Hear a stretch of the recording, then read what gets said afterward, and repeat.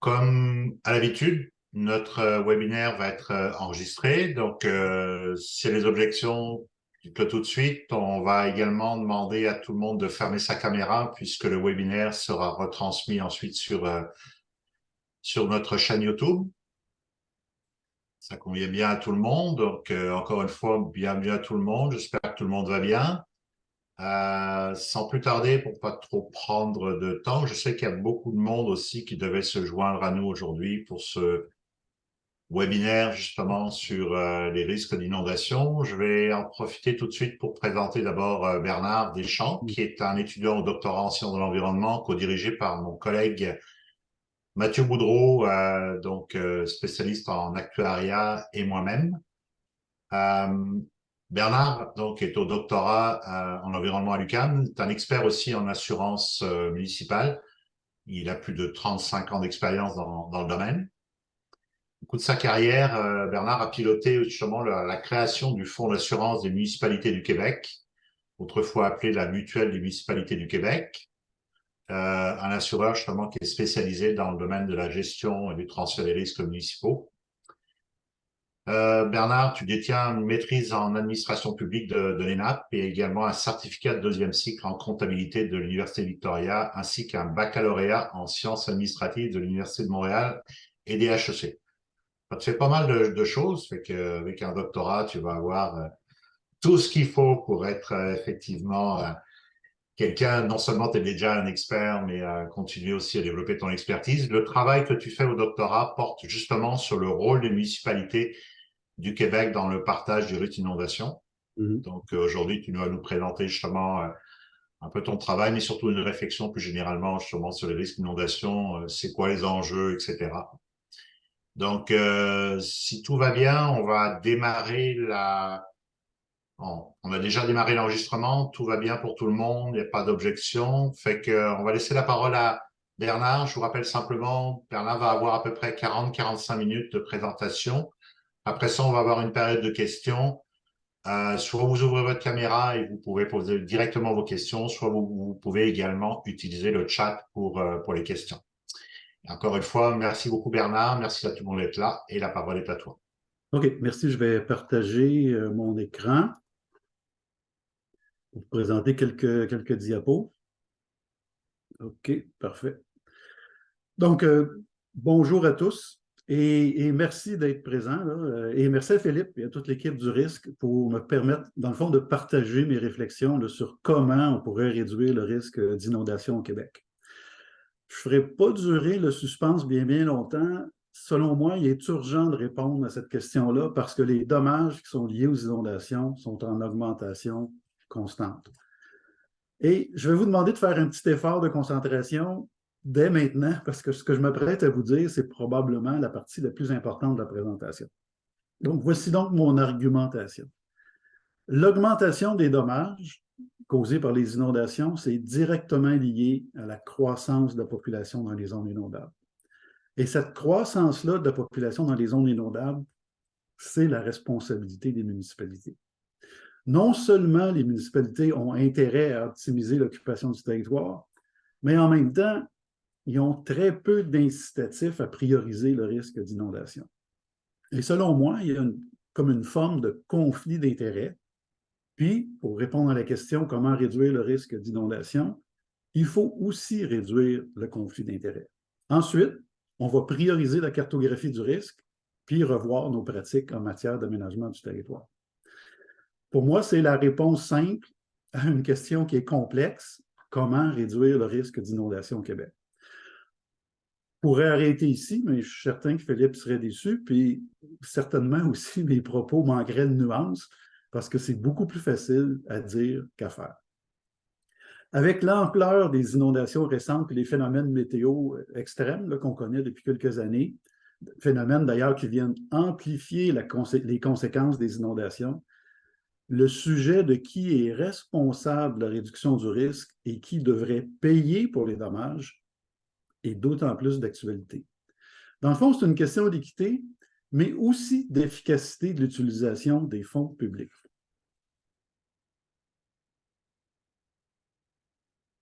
Les dommages causés par les inondations sont un des nombreux enjeux auxquels les Québécois font face aujourd'hui. Puis quand la catastrophe survient, bien sûr, on se mobilise, mais malheureusement, on passe rapidement à autre chose. Donc, les ressources humaines, les ressources financières qui sont nécessaires pour réduire le risque d'inondation sont en compétition avec toutes les autres priorités. Puis parmi les priorités d'aujourd'hui, on peut facilement penser à la santé, à l'éducation et même au retour d'une équipe de hockey professionnelle à Québec. Puis malgré toutes ces priorités-là, c'est urgent de s'occuper du risque d'inondation. Depuis 40 ans, on observe une augmentation fulgurante des conséquences. Évidemment, on va se rappeler des inondations du Saguenay en 1996, celles du Richelieu en 2011, et en 2017-2019, il y a eu plus de 520 municipalités qui ont été touchées, notamment en Outaouais. Et cette année aussi, en 2023, à peu près 200 municipalités. Puis malheureusement, on se souvient du décès des 2 pompiers lors des inondations de Baie-Saint-Paul. Ces conséquences-là sont amplifiées par les phénomènes météo extrêmes, comme les rivières atmosphériques et les tornades. D'ailleurs, cette année, en 2023, on vient de battre des records de conditions extrêmes. Dans le Nord, on a connu une sécheresse incroyable, quelque chose qu'on n'avait jamais vu avant. D'ailleurs, les feux de forêt historiques là, ont été justement la conséquence de ces sécheresses-là. Puis au Sud, entre mai et octobre, on a reçu des précipitations qui ont battu des records à 7 reprises, ce qui fait qu'on a eu, encore une fois, plusieurs inondations. Puis selon les spécialistes, ce genre d'anomalie, l'espèce de contraste entre la sécheresse au nord et l'extrême humidité au sud, ça ne s'est jamais vu depuis qu'on mesure ces phénomènes-là, donc depuis 1950. Il semble donc qu'il y a quelque chose de majeur qui est en train de se produire. Bon, est-ce qu'on est en train de débuter une nouvelle ère et ça va devenir de nouveau normal? Ou est-ce que ça, c'est un point de bascule? Ça, il y a seulement que l'avenir qui va nous le dire. Mais ce qui est certain, c'est que le coût économique, social et environnemental vont augmenter encore plus rapidement. On se retrouve aujourd'hui plus vulnérable que jamais en raison de la combinaison, justement, de la croissance de la population dans les zones inondables puis l'augmentation des phénomènes météo extrêmes. J'ai une mauvaise nouvelle. On prévoit que les coûts actuels vont tripler d'ici 2030. Puis ces coûts-là sont supportés par qui? Bien, par les contribuables, et ça, peu importe le niveau de risque qui les affecte. Donc, ces phénomènes-là, ça risque d'augmenter encore plus le sentiment d'inéquité, d'injustice et même de discrimination au sein de la société. Selon moi, le moment est venu de nous poser quelques questions. La première, qui est vraiment en charge de la gestion des inondations au Québec? La deuxième question qu'on peut se poser, pourquoi on a laissé construire dans les zones à risque? Et enfin, quand on parle de laxisme, on veut dire quoi? Ou c'est-tu de l'ignorance ou du laxisme en matière de gouvernance de risque d'inondation? Donc aujourd'hui, ce que je vous propose, c'est de répondre à ces 3 questions-là en espérant que ça va nous conduire à répondre à la question principale, comment réduire le risque d'inondation au Québec? Avant de commencer, je voudrais juste faire 2 clarifications. La première, c'est la définition du mot inondation. Au Québec, on a tendance à utiliser la définition qui est le débordement d'un cours d'eau, alors qu'au fédéral, on va plutôt parler de recouvrement temporaire par l'eau d'une terre normalement sèche. Évidemment, je préfère beaucoup plus cette deuxième définition-là, parce qu'elle est beaucoup plus inclusive, puis surtout, ça tient compte des inondations pluviales qui souvent n'ont rien à voir avec le débordement d'un cours d'eau. D'ailleurs, à Montréal, on connaît ça, les inondations en répétition, notamment dans Ville-Marie, et même à Longueuil, là, qui pensaient ne jamais être inondé. Ça, c'est des bons exemples d'inondations pluviales. L'autre clarification que je veux faire aussi, c'est que peut-être que certains de mes propos vont paraître critiques, mais je veux vous rassurer, je suis très conscient et très confiant de trouver des solutions aussi, mais très conscient de la complexité des enjeux, mais aussi conscient des efforts là, qui sont déployés par tous les intervenants, évidemment, incluant ceux qui pourraient être présents aujourd'hui. Maintenant, première question. Qui devrait payer? Et pour répondre à cette question-là, je vous propose d'identifier qui sont les acteurs et quel type de dommages on parle. Parmi les acteurs, il y a les contribuables, les assurés et les sinistrés. Et vous allez être d'accord avec moi qu'il s'agit de groupes qui sont non mutuellement exclusifs parce qu'on peut très bien être à la fois contribuable, assuré et sinistré quand on n'est pas chanceux. Et on peut se demander si le partage des conséquences est proportionnel au risque que chacun des acteurs assume. Aujourd'hui, on s'appuie sur des principes de solidarité puis d'égalité pour indemniser les sinistrés, mais il va arriver un moment où la facture va devenir insupportable. Et c'est d'ailleurs ce qu'on commence à voir en France avec le régime d'indemnisation qui s'appelle CatNat, et aussi aux États-Unis avec le Programme national d'assurance contre les inondations. Et dans ces deux cas-là, les mécanismes de financement sont remis en question. Et c'est sans compter aussi que pour certains experts, les catastrophes elles-mêmes incarnent l'injustice, parce que ceux qui ont le plus contribué au problème sont généralement pas ceux qui en payent le prix. Ou du moins, ces gens-là ont une plus grande capacité de s'en sortir puis d'acheter les moyens de se mettre hors de danger. Bon, revenons aux acteurs. Les premiers acteurs, ce sont les contribuables qui contribuent aux indemnités à travers les divers programmes d'aide financière du fédéral, mais aussi de la province. Dans les faits, c'est la province qui gère les versements des indemnités aux sinistrés, et ça basé sur ce qu'on appelle des dommages admissibles. Dans le fond, c'est un peu l'équivalent d'une police d'assurance avec ses exclusions et ses limitations. Donc, le fédéral, lui, il va rembourser à la province une partie des indemnités qui sont versées par la province aux sinistrés. La participation du fédéral là, va tourner autour de 70 % lors des inondations majeures. Mais ce qu'il faut retenir, c'est que le poste budgétaire du fédéral pour l'aide en cas de catastrophe a quintuplé dans les 10 dernières années. Donc, ce n'est pas surprenant qu'on remette ici aussi au Canada en question ces accords d'aide-là, puis que le fédéral souhaite remplacer les accords d'aide par un programme d'assurance contre les inondations. On en a tous entendu parler, mais les détails de la mise en œuvre ne sont pas encore annoncés. Le deuxième groupe, ce sont les détenteurs de polices d'assurance, polices qui sont souscrites par les assureurs privés. On les appelle les assurés. L'assurance, on va s'en souvenir, c'est un mécanisme de partage du risque financier entre les détenteurs de polices d'assurance. Donc, les assurés assument collectivement l'entièreté des indemnités qui sont versées par les assureurs. En fait, les assureurs versent en indemnité moins de 60 % de la prime qu'ils perçoivent. Le 40 % sont des frais d'opération et aussi des profits. Puis, on va se rappeler encore une fois que la présence des assureurs dans le marché de l'assurance inondation date de 2015, donc c'est très récent. Et c'est suite aux inondations de Calgary de 2013 que le gouvernement fédéral a un peu tiré l'oreille des assureurs privés pour les inviter à partager le coût des dommages causés par les inondations. Mais malgré la participation des assureurs, les protections offertes par les assureurs privés, sont très limitées. En plus, chaque assureur y va de sa définition de ce que c'est une inondation de surface. Les assureurs vont imposer, évidemment, des faibles limites d'assurance comme 10 000, 25 000 et parfois 50 000, ou carrément refuser d'offrir la garantie lorsqu'ils vont juger que le risque est trop élevé pour eux. Et puis, contrairement aux sinistrés et aux contribuables, lorsque le risque est trop grand, les assureurs disparaissent. Ce sont les contribuables puis les sinistrés qui respectent le problème.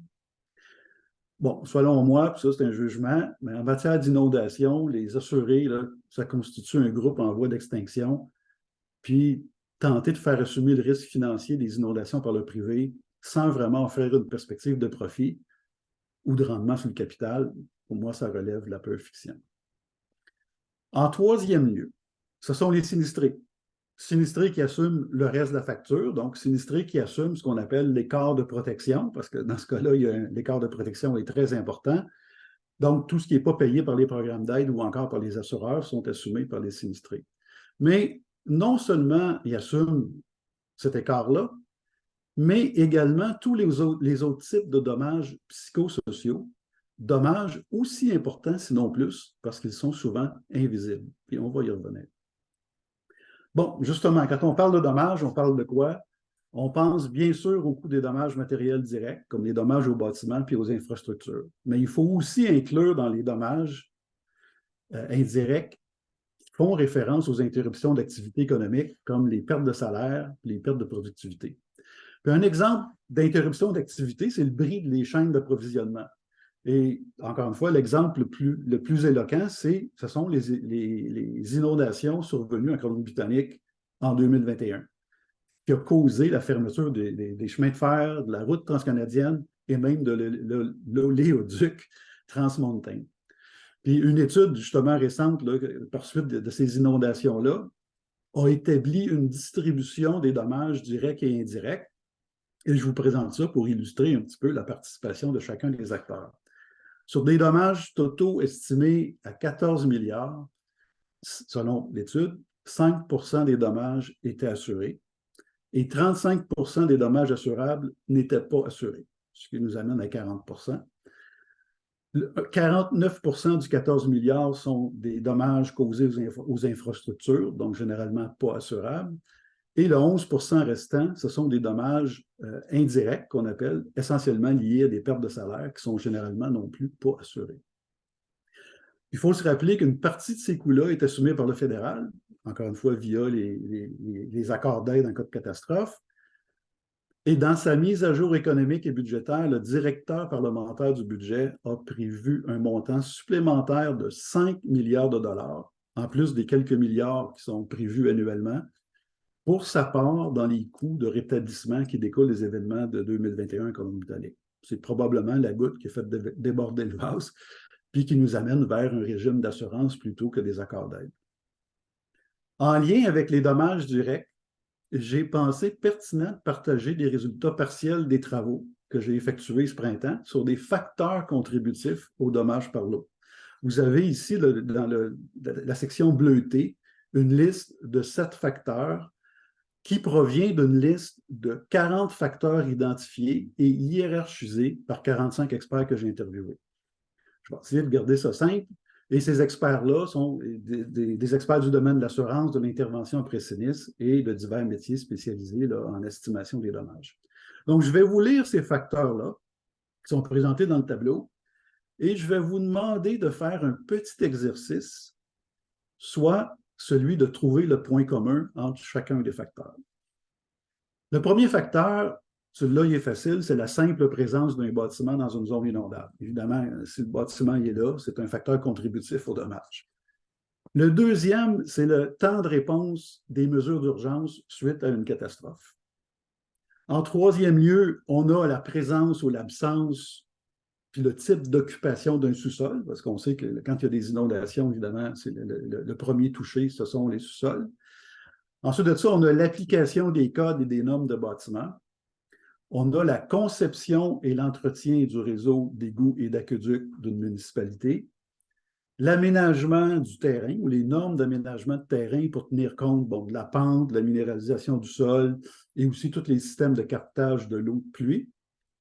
Et finalement, le degré de préparation et la compétence de la municipalité en matière de gestion des catastrophes.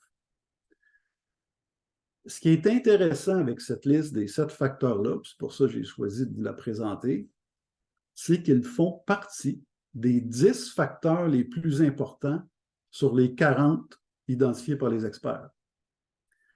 Puis ce qui est encore plus intéressant, je dirais même fascinant, pour ceux qui ne l'auraient pas deviné, ils relèvent tous de la compétence des municipalités. Ce qui vient renforcer l'idée que les municipalités sont des acteurs clés dans la gouvernance du risque d'inondation. Bon, la deuxième catégorie de dommages, c'est l'ensemble des conséquences sociales et psychosociales. Puis un de ces types de dommages-là, c'est le stress et l'anxiété causés par les délais de règlement de sinistre. Il y a des études qui démontrent que plus le temps de règlement est long, plus le niveau de stress est élevé. Je pense que ça va de soi. Dans cette étude-là, on nous indique que les délais moyens de traitement des indemnités par le ministère de la Sécurité publique, parce que je disais tantôt que c'est le ministère de la Sécurité, en fait, c'est le gouvernement, la province qui gère les indemnités. Ça se fait à travers le ministère de la Sécurité publique. Donc, les délais moyens de traitement en 2017 et 2019 ont été respectivement de 521 jours et 221 jours. Même si on s'est amélioré entre les deux événements, il faut reconnaître que ce genre de délai-là, ça peut générer un haut niveau de stress, d'anxiété et de frustration. D'autant plus que plusieurs sinistrés n'ont pas les moyens de réparer leur résidence sans avoir reçu l'indemnité. D'ailleurs, parmi les facteurs contributifs là, aux dommages par l'eau identifiés par les 45 experts auxquels je viens de faire référence, les délais de règlement arrivent au 10e rang sur les 40 facteurs identifiés. Bon, malheureusement, ce type de dommage-là n'est pas comptabilisé dans nos analyses coûts-bénéfices ou très peu. Je sais qu'il y a des efforts qui sont faits, mais c'est très peu tenu compte. Puis vous allez être d'accord avec moi que l'omission des coûts importants dans nos analyses vont simplement conduire à des décisions qui ne sont pas optimales. Et les auteurs de l'étude ont attribué une valeur à la diminution du bien-être en raison du stress causé par les inondations. Cette perte économique-là équivaut, bon, selon les chercheurs, à 60 000 $ pour les individus qui ont vécu une première inondation et jusqu'à 100 000 $ pour les individus qui ont vécu de multiples inondations. Bon, selon moi, ce n'est qu'un premier pas dans l'estimation des dommages sociaux et psychosociaux. On a encore beaucoup de travail à faire. On arrive à la troisième catégorie de coûts, et non la moindre. Ce sont les coûts environnementaux. Puis ici, on peut penser évidemment aux dommages à la biodiversité, aux écosystèmes, mais aussi à la contamination des cours d'eau et des terres en raison du déplacement des polluants sur des grandes distances. Et c'est vrai plus particulièrement lorsque les sols sont asséchés ou minéralisés. Puis ici aussi, ces coûts-là sont ignorés dans nos analyses coûts-bénéfices. Bon, à la question qui est en charge, la réponse est simple, ce sont les municipalités. Les municipalités sont des acteurs clés dans la gestion du risque d'inondation, simplement de par les responsabilités qui leur sont déléguées par la province. Et peu importe leur taille, les municipalités ont tous ou toutes les mêmes pouvoirs et obligations en matière de gestion du risque. Bon, il y a des petites nuances avec entre certaines structures, mais essentiellement, ont tous les mêmes obligations et les mêmes pouvoirs. Et malheureusement, cette délégation-là survient sans vraiment tenir compte du niveau d'expertise ni de la capacité financière des municipalités. Puis à ce chapitre-là, ça vaut la peine de faire un rappel du portrait du monde municipal au Québec. C'est un monde très éclaté, ou peut-être le mot décentralisé, ce serait mieux choisi. Il existe 1107 municipalités locales au Québec, pour une population d'un petit peu moins de 9 millions. Et 90 % de ces municipalités-là ont une population de moins de 10 000 habitants. 99 % des municipalités ont une population de moins de 100 000 habitants. Ce qui fait qu'il n'y a seulement que 10 municipalités au Québec avec une population de 100 000 habitants et plus. En comparaison, il y a 414 municipalités en Ontario, population de 15 millions, et il y a 162 municipalités en Colombie-Britannique pour une population de 5 millions. Et en plus des 1107 municipalités directement impliquées dans la gestion du risque d'inondation, il y a 87 municipalités régionales de comté, il y a 14 villes MRC, 2 communautés métropolitaines, 40 organismes de bassins versants, 10 bureaux de projet et plusieurs ministères, dont les affaires municipales, l'environnement et la sécurité publique, pour ne nommer que ceux-là. Et c'est sans compter tous les autres intervenants privés auxquels on fait appel en matière de gestion du risque d'inondation. Selon moi, la dispersion des diverses ressources puis des responsabilités en matière de gestion du risque, c'est justement un des problèmes qu'on rencontre au Québec. Cette dispersion-là des responsabilités crée de la paralysie, de la confusion et aussi de l'incohérence dans le choix des priorités. Quand j'ai posé la question à ChatGPT, il me dit, ça c'est l'effet ciseau qu'on appelle, c'est-à-dire les efforts de l'un annulent les efforts de l'autre. Puis dans ce contexte-là, coordonner les efforts et s'assurer de la cohérence des actions relève, selon moi, des 12 travaux d'Astérix. Je vous laisse donc réfléchir à comment la gouvernance du risque d'inondation peut vraiment s'exercer dans un contexte comme celui-là. Nous voilà rendus à la troisième question. Pourquoi construire dans les zones à risque ou dans les zones inondables? Ce qui ressort de la littérature scientifique, c'est que l'expansion démographique dans les zones inondables, c'est un phénomène qui s'observe partout dans le monde. Ici, le Québec ne fait pas bande à part, là, on n'est vraiment pas différent des autres.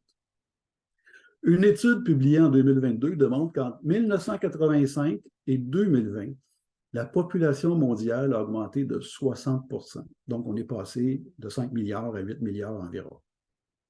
Alors que la population dans les zones inondables a augmenté de 400%. Excusez-moi, j'ai un problème de nez. Plus près de nous, en Amérique du Nord, là, la population, pendant la même période, elle a connu une croissance de 29%, mais une croissance de 200% dans les zones inondables. Je n'ai pas de données spécifiques pour le Québec, mais on peut facilement s'imaginer que la situation est semblable et qu'avec la pression pour construire les 860 000 logements manquants, on risque peut-être d'en construire quelques-uns dans les zones inondables. La littérature nous apprend qu'il y a 4 raisons principales qui expliquent pourquoi on construit dans les zones inondables. Ce que les experts nous disent, c'est que le risque est méconnu. D'ailleurs, il y a plusieurs études, plusieurs sondages qui confirment que les gens ne sont pas vraiment conscients qu'ils vivent dans une zone inondable. Bon, les mauvaises langues pourraient nous dire que c'est parce qu'ils ne veulent pas le savoir, mais ça, c'est une autre histoire. La deuxième raison, elle est liée aux pratiques d'aménagement du territoire, pratiques qu'on va qualifier ici de désuètes, parce que ça ne tient pas compte du risque, et ça, on va y revenir un petit peu plus tard. La troisième cause, c'est l'augmentation de la population, l'augmentation de la population dans les zones inondables, c'est le fait qu'on a cru possible qu'on était capable de dompter l'eau. Donc, la croyance que les infrastructures de protection sont infaillibles, ça crée simplement là, un faux sentiment de sécurité. Puis la littérature appelle ça le Levy Effect, ou quand on traduit ça mot à mot, c'est l'effet des digues, ce qui encourage les gens à s'installer derrière les infrastructures. Puis ici, de beaux exemples, c'est Sainte-Marthe-sur-le-Lac, qu'on connaît plus, et aussi à Botsford, en Colombie-Britannique, en 2021. Ces 2 cas-là, ce sont des exemples parfaits de défaillance d'infrastructures. Puis en dernier, dans la littérature, on fait aussi beaucoup référence à l'aide financière. Et l'aide financière, pourquoi? Parce que ça a un effet pervers. Parce que ça vient déresponsabiliser les gens qui sont certains, eux, d'être indemnisés en cas de catastrophe. Donc, pourquoi ils quitteraient les zones inondables? Mais selon la littérature aussi, les programmes d'aide actuels, ils ne mettent vraiment pas assez l'emphase sur la réduction du risque et ça vient créer le risque moral auquel je faisais référence un petit peu plus tôt. Et dans la littérature, ici, on vient parler de welfare state ou d'État-providence. Mais je vous propose de poursuivre la liste avec 3 autres facteurs. Le premier, c'est la pression des divers groupes d'intérêt publics et privés. On peut certainement là, tout de suite penser aux promoteurs immobiliers, mais aussi, il ne faut pas oublier les individus qui vont souhaiter conserver leur privilège d'occuper un beau lot sur le bord d'une rivière. Il y a également les municipalités, qu'il faut s'en rendre compte, qui sont en compétition entre elles pour attirer des nouveaux citoyens, et même le gouvernement qui a son propre agenda. J'ai même entendu dire que les terrains de la future usine de Nordvolt seraient situés dans une zone inondable. Mais ça, ce n'est qu'une rumeur que je n'ai pas vérifiée. Le deuxième facteur est lié aux contraintes de la taille des municipalités. La grande majorité des municipalités n'ont ni l'expertise, ni les budgets pour intégrer le coût du risque d'inondation dans l'aménagement de leur territoire. Il y a bien sûr les MRC qui jouent un rôle important en matière d'aménagement, mais elles sont souvent soumises aux mêmes contraintes. Puis même s'il existe plusieurs programmes d'aide ponctuelle pour aider les municipalités, des fois, le simple fait de compléter des formulaires de subvention, ça nécessite l'intervention de consultants externes. Puis il y a plusieurs municipalités qui n'ont même pas les moyens de se payer ces consultants-là, ou quand il leur reste un peu d'argent, ils préfèrent prioriser des dossiers plus urgents. Le troisième facteur, lui, est lié, selon moi, à l'absence d'incitatif, ou on pourrait appeler ça le risque moral auquel j'ai fait référence un peu plus tôt. Puis ça mériterait d'être grandement nuancé, mais mon argument est le suivant. Les municipalités tirent la majorité de leurs revenus de l'impôt foncier, donc les taxes municipales. Et notre modèle de financement municipal, ça favorise la croissance démographique puis l'urbanisation. Cette croissance-là, comme je l'ai dit, a pour effet d'augmenter la population dans les zones inondables et forcément le coût des dommages lorsque les catastrophes surviennent. Et ces coûts-là sont supportés par l'ensemble des contribuables, qu'ils soient à risque ou non. Et plus les municipalités ne participent pas aux indemnités versées aux sinistrés, encore une fois, il y a comme une forme de conflit d'intérêts ou tout au moins une absence d'incitatif à intégrer le coût du risque dans nos décisions. Et ces risques moraux-là existent aussi pour les individus qui décident d'occuper des zones inondables, sachant, encore une fois, qu'ils vont être indemnisés. Voilà ma réponse à la deuxième question. Maintenant, est-ce qu'on fait preuve de laxisme ou d'ignorance en matière de gouvernance du risque d'inondation? Bon, la bonne nouvelle, c'est que la solution pour réduire le risque d'inondation au Québec est connue. En fait, quand on y pense, la solution se cache dans le problème. Selon moi, il y a deux priorités. La première, c'est de mieux connaître et de reconnaître le risque, et ça nécessite une cartographie qui représente le risque réel. Et en deuxième lieu, ça nécessite aussi d'adapter nos pratiques en matière d'aménagement du territoire pour tenir compte de ce risque-là. D'ailleurs, dans son bilan 2022-2023 du plan de protection du territoire face aux inondations, le gouvernement du Québec reconnaît ces deux lacunes-là. Et je cite des extraits de leur rapport. L'absence de données de caractérisation des zones inondables et deux, l'application déficiente de la réglementation en vigueur. Maintenant, pourquoi la cartographie actuelle ne représente pas les zones potentiellement inondables? Je vais vous donner trois raisons. Premièrement, c'est la désuétude des cartes. C'est nos cartes actuelles, celles qu'on utilise, datent pour la plupart de 2005. Puis la plus belle démonstration de désuétude qu'on pourrait faire, ce sont les résultats des inondations de 2017 et 2019, alors que 54% des zones inondées n'étaient pas répertoriées sur nos cartes.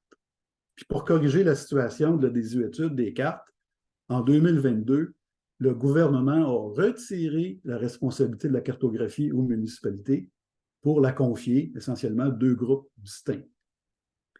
Le premier groupe, c'est Infocru, qui a, lui, le mandat de cartographier des zones inondables à l'échelle de 50 bassins versants, essentiellement bassins versants qui vont toucher à peu près 800 municipalités. Mais on a aussi confié la cartographie à ce qu'on appelle 8 conventionnés. Dans les faits, c'est 6 MRC et 2 communautés métropolitaines pour cartographier des secteurs que ceux-là, on a qualifiés de plus densément peuplés, qui regroupent environ 171 municipalités. Donc, cartographie qui est en voie de réalisation, mais dont la réalisation a été déléguée à divers intervenants publics et privés. Puis en plus, on octroie aussi des subventions des entreprises privées pour cartographier des zones inondables. Dans ce cas-là, j'ignore lesquelles. Mais ce que je souhaite, c'est que tous ces experts-là utilisent les mêmes données, la même méthodologie, les mêmes hypothèses, puis que les mandats qu'on donne soient complémentaires plutôt que concurrents. Ce qui m'amène à la deuxième raison pour laquelle les cartes sous-estiment le risque d'inondation. Il s'agit ici de la méthodologie employée pour déterminer la hauteur d'eau et la fréquence des inondations. Ici, ce n'est pas du tout mon champ de compétence, je l'admets, fait que je vais me contenter de répéter ce que j'ai entendu. La méthodologie qu'on utilise aujourd'hui pour déterminer la hauteur d'eau et la probabilité tend à négliger ce qu'on appelle les phénomènes particuliers, comme les phénomènes météo extrêmes, l'effet des aléas glaciaux, ou encore simplement les facteurs saisonniers. On sait qu'une pluie en automne et une pluie au printemps, ça n'a pas les mêmes effets. Donc, on normalise ces phénomènes-là particuliers, ce qui a pour effet d'aplatir ce qu'on appelle les facteurs de pointe dans nos analyses fréquentielles. Bon, je vais m'arrêter ici, mais ça a pour résultat qu'on sous-estime la hauteur d'eau puis la fréquence des inondations, donc on sous-estime le risque. Mais il y a un deuxième enjeu aussi avec les méthodologies, c'est celui de faire consensus justement sur la méthodologie qu'on devrait employer. On sait, le fédéral publie des normes, la province préfère ses propres normes et normes que certaines municipalités remettent en question. Rien pour favoriser la réalisation de cartes normalisées à l'échelle du Canada, outil pourtant essentiel, selon moi, pour mettre en place un mécanisme de partage du risque qui serait équitable. Mais le facteur le plus important qui contribuent à sous-estimer les zones inondables n'est pas lié à la méthodologie, il s'agit plutôt de l'intérêt des parties prenantes.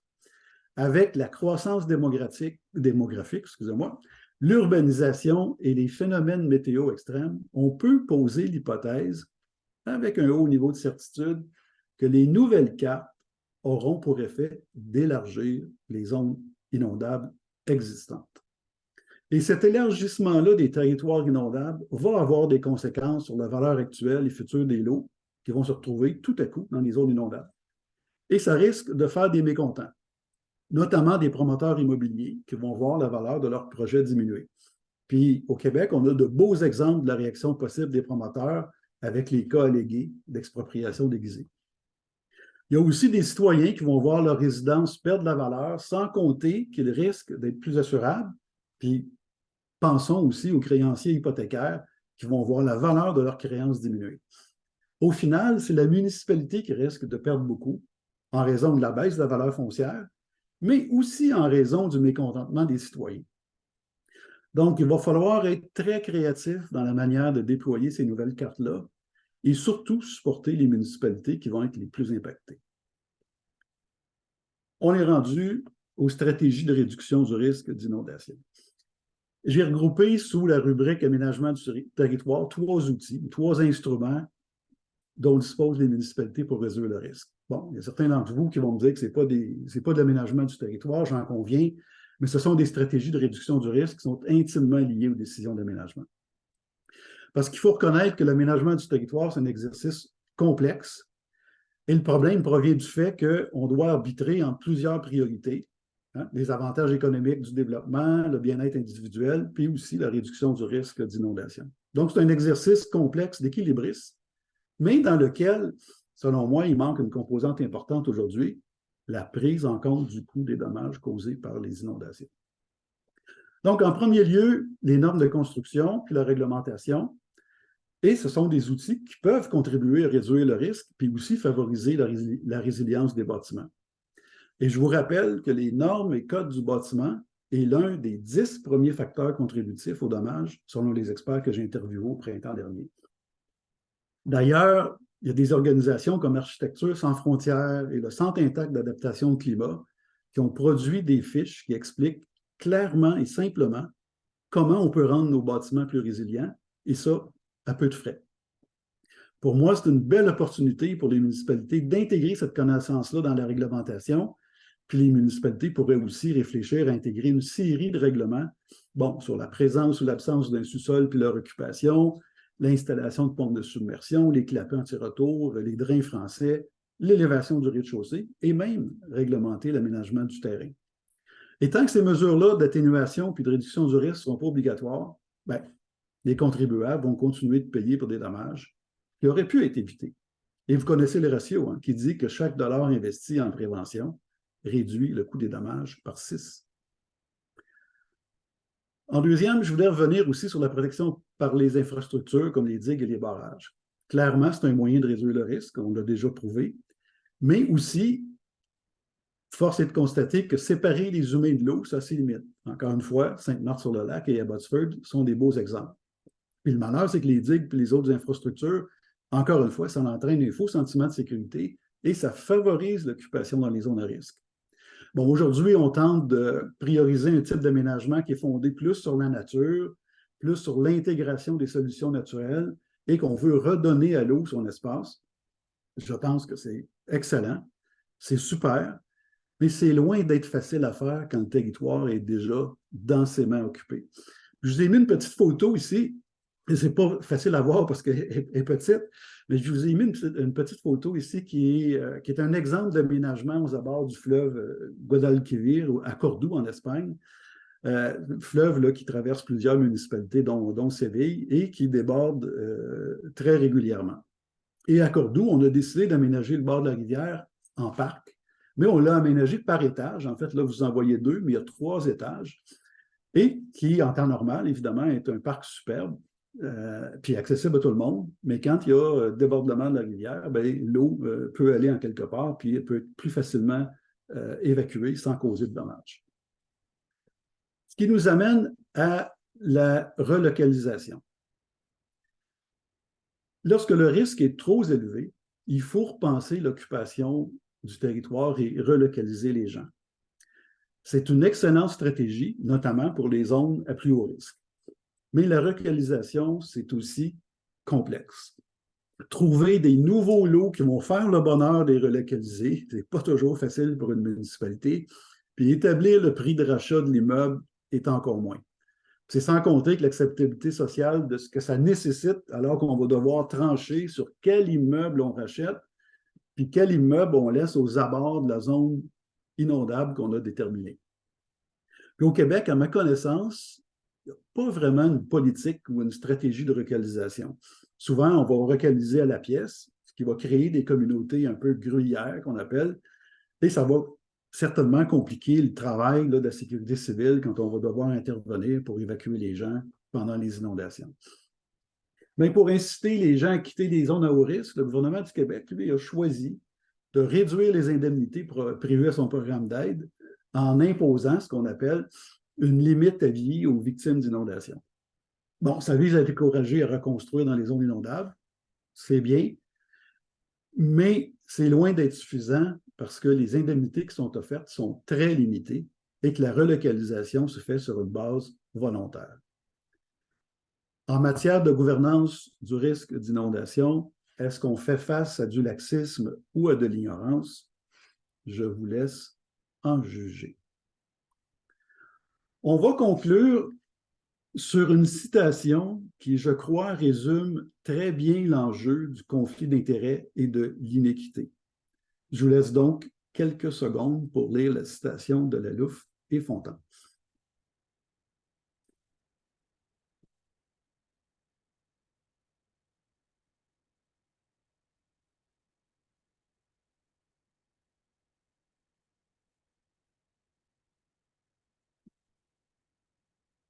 Bon, on a vu que les dommages liés aux inondations sont en augmentation constante, que cette augmentation-là est directement liée à la croissance de la population dans les zones inondables et aux phénomènes météorologiques extrêmes. Donc, la combinaison est dangereuse.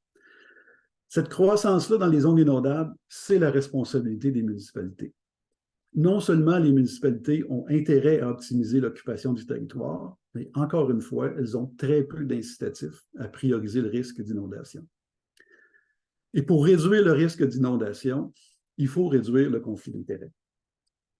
Ensuite, on va pouvoir prioriser la cartographie du risque et revoir nos pratiques en matière d'aménagement du territoire. Mais les municipalités ne sont pas les seules en cause. Le citoyen qui choisit de demeurer dans une zone à risque est aussi coupable. Et à ce chapitre-là, je vous propose d'écouter une vidéo de 3 minutes qui illustre très bien que le laxisme et l'ignorance rendent difficile la réduction du risque d'inondation au Québec. Et on revient ensuite pour la discussion et les questions. Depuis 30 ans, Dominique Moschetti vit sur le bord de la rivière Richelieu. Il n'a pas oublié les inondations qu'il a vécues en 2011. Ça a augmenté depuis hier matin. Avec la pluie, ça a augmenté tranquillement. On se met toujours à repère. Même s'il a tout perdu, avec l'aide du gouvernement, il a reconstruit et agrandi sa maison. Il l'a même surélevée pour mieux la protéger. Pourquoi avoir décidé de vous reconstruire en zone inondable? C'est la question qu'on se pose. La question qu'on se pose. Quand ça fait 25 ans que tu restes au même endroit, puis que c'est un endroit particulier, je pense que tu n'as pas le goût. Tu n'as pas le goût de partir, tu n'as pas le goût d'aller te reconstruire ailleurs. Les travaux lui ont coûté 300 000 $. Québec lui a versé une aide financière de 150 000 pour les dommages. En 2011, le gouvernement libéral s'est engagé à dédommager les sinistrés qui acceptaient de démolir leur maison près de la rivière Richelieu. Ça a permis de reconstruire sa résidence principale en prenant des mesures de protection. Le gouvernement a aussi permis de rénover ou de reconstruire les résidences situées en zone inondable. Ce directeur de l'urbanisme remet cette décision en question. En termes de logique d'aménagement du territoire, puis surtout en termes de compensation, même puis de responsabilité sociale, de ce qu'on donne par rapport à ça. Je trouve pas que c'est très responsable là, de venir permettre la reconstruction dans ces zones-là. Dans la MRC du Haut-Richelieu, environ 125 résidences ont été démolies. Une cinquantaine d'entre elles ont été reconstruites au même endroit, comme celle de M. Moschetti. C'est un terrain qui n'aurait pas pu être reconstruit, qui aurait dû être laissé vacant parce que c'est un terrain qui est situé dans une zone à fort risque d'inondation. Ce jour-là, l'eau de la rivière Richelieu continue de monter. Les autorités sont sur le qui-vive. Tu peux peut-être envoyer tes gars venir faire un tour à Ouimet-Saint-Maurice. L'eau est dans la rue. Pendant ce temps, les propriétaires qui ont fait des travaux majeurs après les dernières inondations craignent le pire. Je me prépare. On l'a vécu en 2011. Ça a été des niveaux records, mais on espérait toujours que ça ne monterait pas plus haut.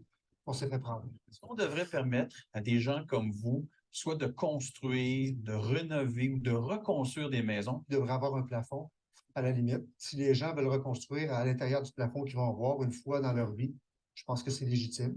Par la suite, il faut qu'ils se préparent. D'autres ont pris les grands moyens pour protéger leur maison, comme ici avec des pilotis. Dans les dernières années, la MRC du Haut-Richelieu a accordé des dérogations, des permis de construction en zone inondable à faible risque, un choix que défend le préfet de la MRC. On va demander une dérogation au moment où on est certain que la maison ne sera pas inondée, là, comme je vous dis. Là. Si le terrain a été soulevé ou bien la personne dit « je lève ma maison, j'ai un sous-sol de 7 pieds, et la maison ne sera pas inondée ». Donc, c'est une des raisons qu'on peut le permettre. La MRC permet de tels travaux alors que les cartes de zone inondable datent de plusieurs années. Elles ne reflètent pas donc la réalité actuelle des secteurs à risque. Ce qu'on trouve un peu déplorable, c'est que depuis 8 ans maintenant, c'est en 2011 les inondations, c'est qu'il y a des gens qui peuvent acheter une propriété qui sont dans des zones inondables pratiquement parce qu'ils l'ont été en 2011, mais c'est malheureusement pas connu. Les gens Ne peuvent pas le savoir. peuvent pas le savoir. Si d'autres inondations devaient survenir ici, certains riverains pourraient être confrontés à un choix difficile, partir ou rester. Je ne me vois pas partir. Mais non, je comprends. Mais les indemnisations, c'est vrai qu'il faut que ça cesse un jour, mais quoi faire au juste, je ne sais pas. Ici Jean-Philippe Robillard, Radio-Canada, Saint-Jean-sur-Richelieu. Bon, sur une note plus philosophique, ça serait quand même dommage que notre laxisme ou notre ignorance transfère notre problème pour lequel on connaît les solutions aujourd'hui, transfère notre problème aux générations futures. Merci pour votre attention et on demeure disponible pour la discussion et les questions. Je vais départager l'écran. Merci beaucoup Bernard pour cette excellente présentation très claire. Alors, juste pour préciser que le terrain de Northvolt, une partie du terrain, en fait, du chemin Richelieu a été sous l'eau entre Carignan et McMasterville et une partie du terrain, oui, est en zone inondable, telle que déclarée d'ailleurs par le MELCCFP. Donc, c'est pas effectivement une rumeur, c'est bel et bien le cas. Alors, on a des questions, on voit dans le chat. Allez-y, levez votre main. Jean-Bernard, je vois que tu lèves ta main, tu peux ouvrir ton écran. Merci. Bernard, belle présentation à laquelle je souscris entièrement. En tant qu'ex-directeur de la sécurité civile de la Ville de Montréal en particulier. Cependant, je souscris à tout, puis je ne le soulignerai pas. Il reste un problème de fond que nous avons actuellement et qui est dû au changement climatique. Oui. Et tu as mentionné tantôt les deux définitions, celle du gouvernement fédéral, qui surface, qui reçoit de l'eau, qu'elle peut venir du ciel ou d'un cours d'eau, dans le fond, c'est ce que ça veut dire. Oui. Et le cas des zones historiquement inondables, c'est-à-dire que pour appeler une zone inondable, il faut qu'on ait un historique qui nous démontre qu'on est dans un endroit qui est susceptible des inondations. Oui. Là, actuellement, et tu n'es pas le seul, tout le monde réagit comme si ce n'était que les zones inondables reliées à des cours d'eau. Oui. Mais on parle peu du phénomène des inondations comme celle que tu as citée possible à Montréal ou à Longueuil, puis Dieu sait que j'en ai connu, des inondations qui ne proviennent pas du tout des cours d'eau, mais de l'insuffisance des infrastructures ou de la mauvaise construction ou de toutes sortes d'autres facteurs. Alors, ceci dit, moi, quand je te dis que tu as fait une excellente conférence, je ne m'attendais pas que tu résoudrais le problème que je soulève, mais je veux t'y confronter quand même, parce que je sais que personne n'a de réponse claire, étant donné que toute la recherche nécessaire n'est pas encore faite pour traiter cette problématique particulière qui fait que théoriquement, tous les citoyens peuvent être un jour victimes d'inondations compte tenu du facteur nouveau qui s'appelle les inondations pluviales. Alors, c'est un peu, je veux juste savoir ta réaction par rapport à mon propos. Bien, honnêtement, avec la connaissance que j'ai, c'est clair que le risque d'inondation pluviale est largement sous-estimé. Beaucoup, parce qu'on n'a pas de données là-dessus. C'est très difficile. Juste évaluer la capacité d'évacuation de l'eau d'une municipalité, c'est un travail très important. On commence à le faire. Je sais qu'à Montréal, on est préoccupé par ça, et aussi à Longueuil, on est préoccupé par ça. Mais d'être capable de cartographier, dans le fond, ce genre de risque-là, à mon avis, il y a encore beaucoup de travail à faire. Mais est-ce qu'en cartographiant les zones inondables telles que tu suggères et telles que je crois qu'il faut que ce soit fait aussi, on n'induit pas l'idée que ce sont là que vont se produire des inondations et pas ailleurs. Il y a une espèce de mécanisme mental qui peut s'installer dans ce sens-là. Il faudrait qu'on trouve le moyen, à mon avis, d'élargir la perspective des inondations à cet égard-là. Entièrement d'accord. La seule, je dirais, ma réaction par rapport à ça, c'est que si on essaye de tout faire, on ne fera rien. Là, présentement, on a des outils pour être capable d'évaluer notre définition de débordement de cours d'eau. On les a, les outils. Il faut peut-être s'entendre sur une méthodologie commune pour tout le monde, mais au moins, on est capable de faire ce bout-là. Ça ne veut pas dire qu'il ne faut pas travailler sur la cartographie des zones inondables pluviales. Là, je suis entièrement d'accord. Mais je trouve que c'est dangereux encore une fois, d'en prendre tellement large qu'on ne finit jamais par finir. C'est un peu ma réaction par rapport à ça. C'est bon. Excellente question. Merci beaucoup, Bernard. Michel.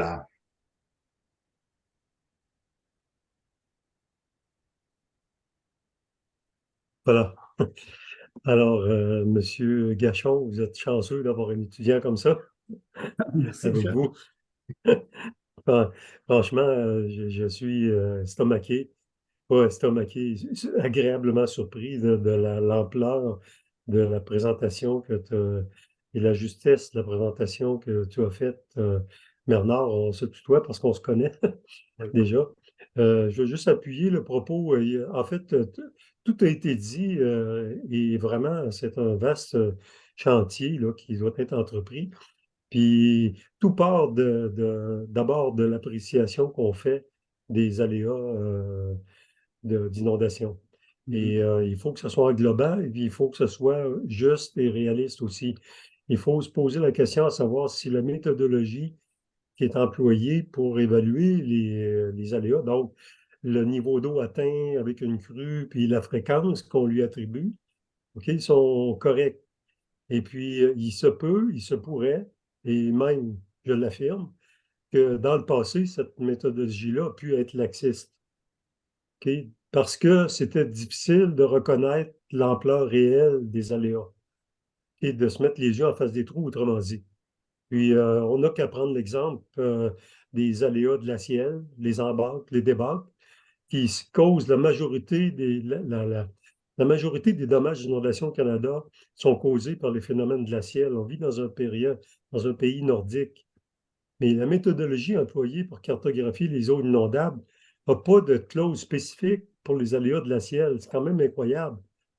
Et la même chose aussi pour les aléas reliés aux infrastructures. Les infrastructures sont conçues pour des normes de précipitation établies il y a peut-être 50, 100 ans. Mais on est en 2023 avec les changements climatiques, les phénomènes rares, les rivières atmosphériques, mettre à mal nos infrastructures urbaines qui ne sont pas conçues pour recevoir cette quantité de précipitations-là. Et donc, ça fait que tout ça, c'est désuet un petit peu. Alors, tu sais, évidemment, ça ne résout pas le problème de l'aménagement du territoire en relation avec ça, mais au moins, au point de départ, il faut reconnaître les paramètres réels des aléas. Puis après, ben, qu'est-ce qu'on en fait? Peut-être qu'il va falloir accepter pour les milieux urbains existants qui sont déjà développés puis pour lesquels il est pratiquement trop tard. En tout cas, il va peut-être falloir accepter comme société une acceptation du risque plus élevée qu'on pensait, premièrement. Puis deuxièmement, ben, tout ce qui peut être corrigé, ben, il faut peut-être accepter de mettre les investissements qu'il faut pour le faire, soit en relocalisation, soit en immunisation ou en reconstruisant le cadre bâti existant pour le rendre immune et tout ça. Mais j'aimerais conclure en t'offrant mes félicitations, Bernard. Franchement, cette présentation-là mérite d'être entendue par une grande quantité d'autorités municipales et gouvernementales parce que c'est vraiment une belle synthèse, là. Félicitations. Merci. Merci, Michel. Merci beaucoup, Michel. Y a-t-il d'autres questions? Je vois qu'il y a des commentaires à propos de la qualité de ta présentation. J'irai avec une question qui est très simple. Encore une fois, je te félicite pour ton travail de synthèse. Là, on entendait en ce moment, évidemment, c'est la COP à Dubaï. Une bonne nouvelle, il va y avoir une création pour justement les coûts reliés aux catastrophes, notamment pour les pays pauvres. Est-ce que tu penses que puisque tu travailles dans le domaine, tu as travaillé dans le domaine beaucoup, est-ce que tu penses que c'est faisable, justement, tu as mentionné tout à l'heure le problème vis-à-vis des sinistrés, les assurés, puis les contribuables. On ne peut pas continuer à payer, effectivement, collectivement, sachant que les coûts augmentent.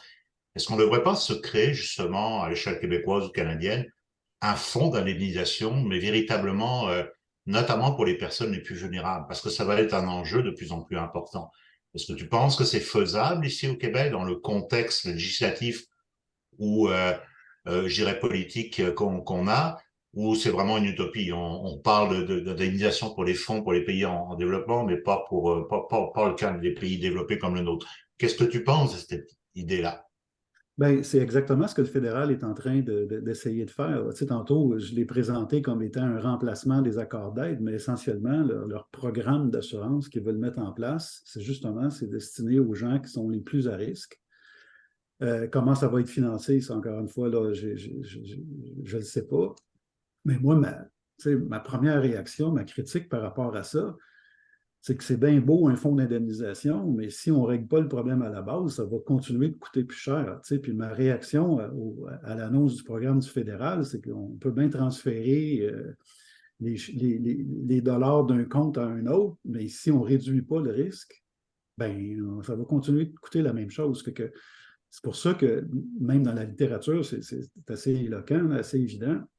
Ce que les gens ils critiquent des programmes d'aide, c'est justement qu'on ne met pas assez d'emphase sur la réduction du risque. Puis, tu sais, la réflexion que je fais présentement dans mon projet, c'est pas de transférer la responsabilité puis les dollars sur le dos des municipalités, mais bien de se donner un mécanisme qui va faire que l'argent, au lieu de la dépenser en indemnité, on l'investit dans la prévention et dans la réduction du risque. Parce que oui, ça prend de l'argent pour supporter les plus pauvres, là, je suis entièrement d'accord. Mais si on les laisse dans les zones inondables, ils vont rester pauvres pareil, là, puis ils vont rester à risque, puis ils vont rester vulnérables. Fait qu'il faut trouver des solutions. Puis, je me répète, au lieu de dépenser de l'argent, il faut l'investir. Là, présentement, on ne fait que réagir. On n'a aucun plan pour ça. C'est ça ma réaction. Donc, bel et bien un plan pour anticiper, prévenir, réduire les risques pour en bout de ligne, économiser à la fois des efforts et des investissements. Parce que, tu sais, encore une fois, ces risques-là, là, ce coût-là là, va exploser. Là. On le sait, tu sais, on le voit avec les phénomènes météo. Là, tu sais, avant, on avait juste un problème parce qu'il y avait trop de monde dans les zones inondables. Là, maintenant, on vient multiplier ces deux éléments-là, puis que c'est sûr que ces coûts-là vont augmenter de façon super rapide. Il va arriver un jour où on n'aura pas l'argent pour payer. Fait qu'avant d'arriver à cette journée-là, on peut-tu prendre un peu une partie des indemnités puis les investir en prévention, en sachant que sur les 5, 10, 15, 20 prochaines années, on va avoir économisé l'argent qu'on aurait payé en indemnité. Là, tu sais. C'est un peu ça mon approche. Là. Il y a une dernière question, Jean-Bernard. Moi, je voudrais réagir à la question que Bernard a soulevée. Est-ce que c'est du laxisme ou de l'ignorance? Et si je relis ça à la prémisse que tu as mentionné, que ce sont les municipalités qui sont fondamentalement responsables, la question pourrait induire à une réponse oui, s'il y a du laxisme ou de l'ignorance, ça revient aux municipalités d'en assumer le fardeau.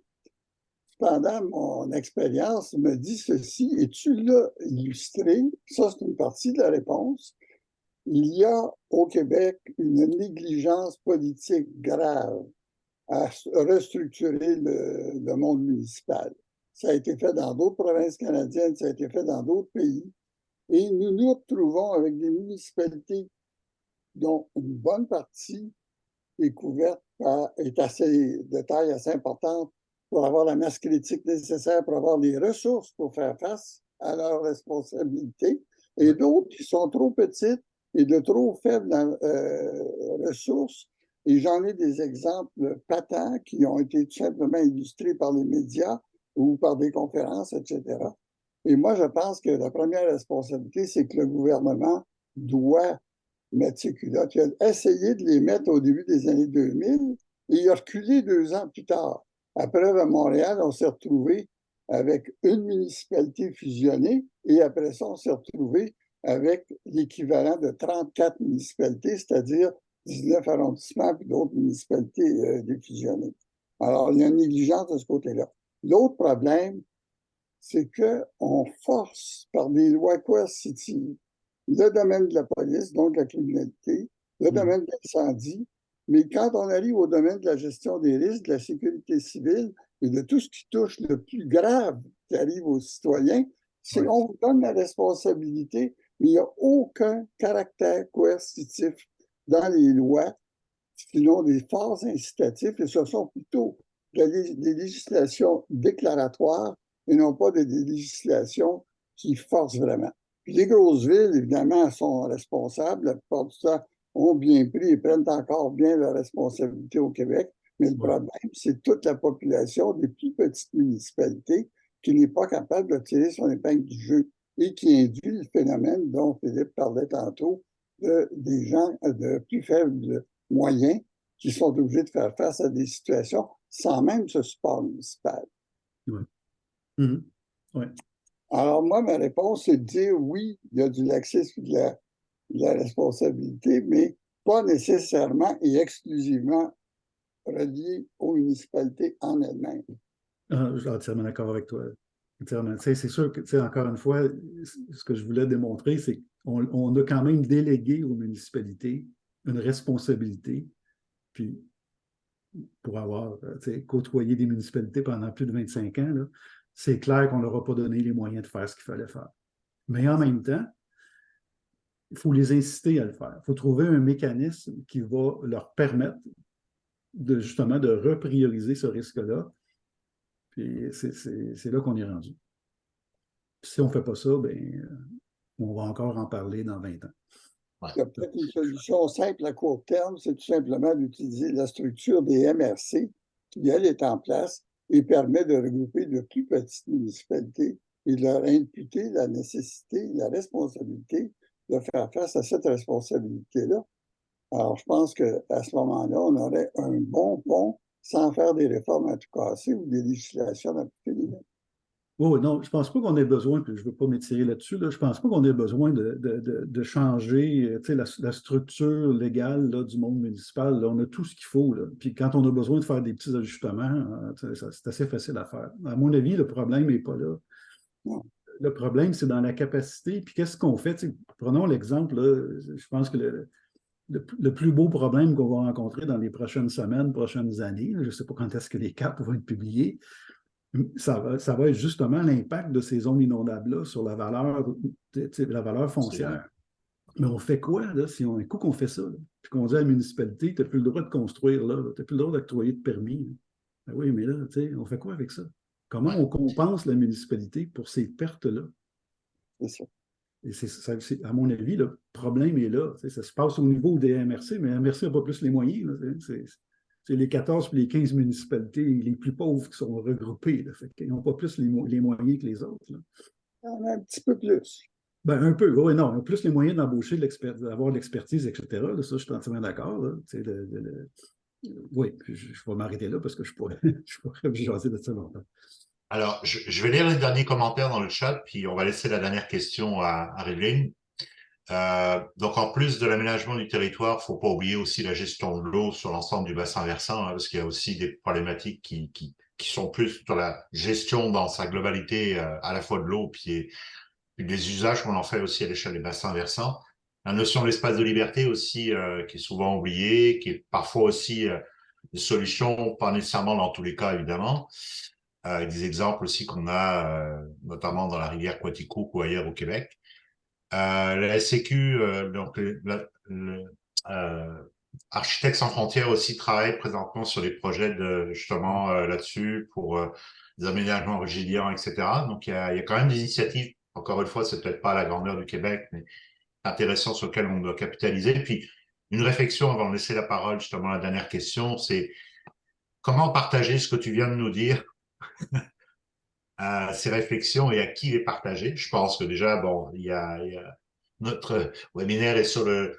Mais si tu as des idées là-dessus, n'hésite pas, Bernard, pour pas que cette réflexion-là que tu viens de nous partager, elle reste juste entre nous. Je pense qu'on devrait le partager avec plus généralement à la fois le monde municipal puis aussi le gouvernement. Oui, bien sûr, bien sûr. Moi, je pense que la meilleure plateforme pour avoir ces discussions-là, c'est à l'Assemblée des MRC. Qui a lieu 2 fois par année. Ça pourrait être un forum intéressant où on pourrait avoir ces discussions-là, parce que ce sont les principaux intéressés, dans le fond. Là. Et ces gens-là connaissent, les préfets connaissent les limites et les contraintes auxquelles ils font face. Fait que, je pense que ça serait un bon forum. Clairement aussi, là, les principaux intervenants au niveau des ministères, là, ça serait aussi... des personnes cibles avec lesquelles on pourrait avoir ces discussions-là. Notamment les ministères impliqués dans le PPTFI. Ta dernière question pour toi, Evelyne.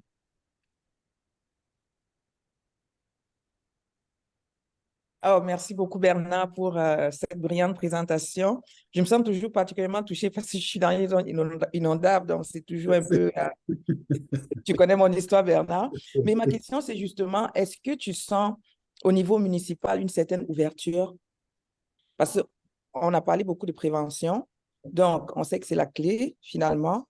Mais est-ce qu'on est rendu, on est-tu rendu au point où on peut s'asseoir quand même dans le monde municipal que tu connais bien et nommer les défis, au moins commencer à engager la discussion pour voir comment on améliore les politiques locales au moins?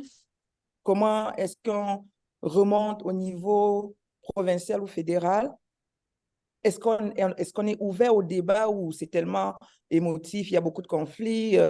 C'est quoi le point de départ, le baseline, je dirais? Où est-ce qu'on est rendu actuellement dans la réflexion sur la prévention, s'il te plaît?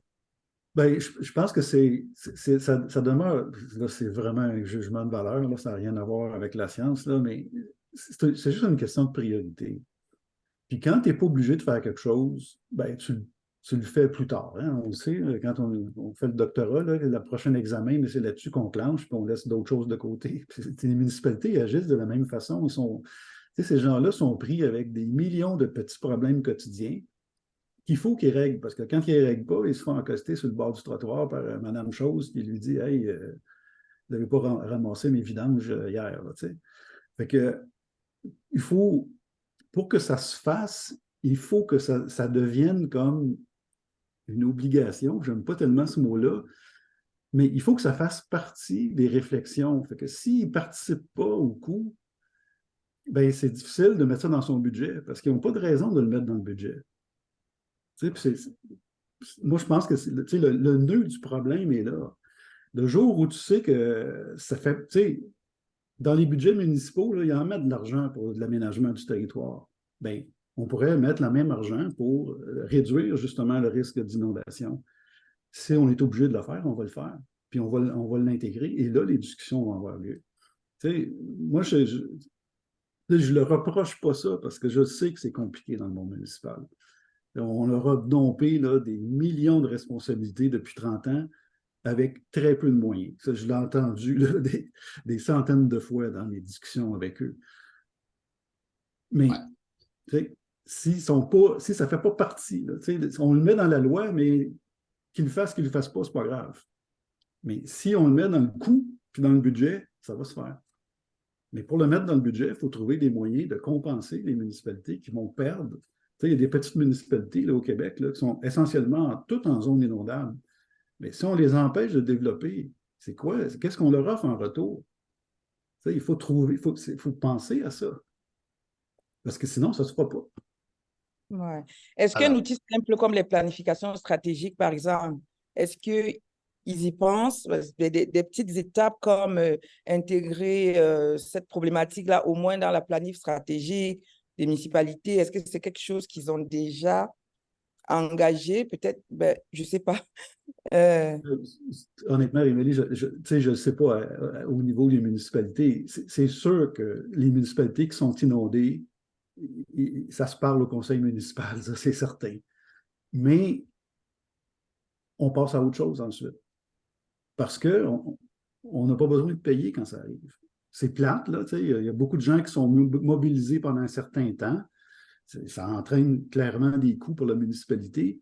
Mais un coup que c'est terminé, c'est terminé. Les chèques sont faits par le gouvernement fédéral puis par le gouvernement de la province. Fait que, on ne vit pas beaucoup avec les conséquences. Alors, merci beaucoup, Bernard, encore une fois, et merci à tout le monde d'avoir été présent. On voit que cette discussion-là, qui vient de dépasser normalement, est tellement passionnante qu'on pourrait encore rester là longtemps. Merci beaucoup à tout le monde. On va interrompre l'enregistrement. Merci beaucoup, Valérie.